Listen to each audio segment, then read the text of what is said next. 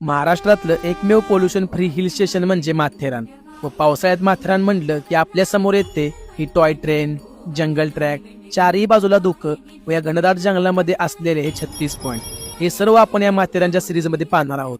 तर नमस्कार मित्रांनो, हे ठिकाण मुंबईपासून 85 किलोमीटर व पुणेपासून 116 किलोमीटर इतका असून सर्वात आधी तुम्हाला जवळच्या स्टेशनवरून खोपोलीची ट्रेन पकडून नेरळ स्टेशनला उतरायचं आहे. स्टेशनच्या बाहेरून तुम्हाला शेअरिंग टॅक्सी पर पर्सन 100 रुपयाने माथेरान हिल स्टेशन साठी मिळून जाईल. इथून जाताना सुंदर रोड, वॉटरफॉल्स हे व्ह्यू एन्जॉय करत आपण पोहोचतो माथेरानच्या एंट्री गेट पशी. इथे पर पर्सन 50 रुपये एंट्री तिकीट घेऊन 5 मिनिटांमध्ये आपण पोहोचतो अमन लॉज या ठिकाणी. इथून पुढे तुम्ही मजा मस्ती करत चालतही जाऊ शकता किंवा टॉय ट्रेनने व्ह्यू बघतही जाऊ शकता. टॉय ट्रेनचं तिकीट आहे पर पर्सन 50 रुपये. आम्ही चॉईस करतो चालत जायचं. जाताना हे धुकं, घनदाट जंगल व हे पॉइंट बघत आम्ही पोहोचतो माथेरान हिल स्टेशन जवळ.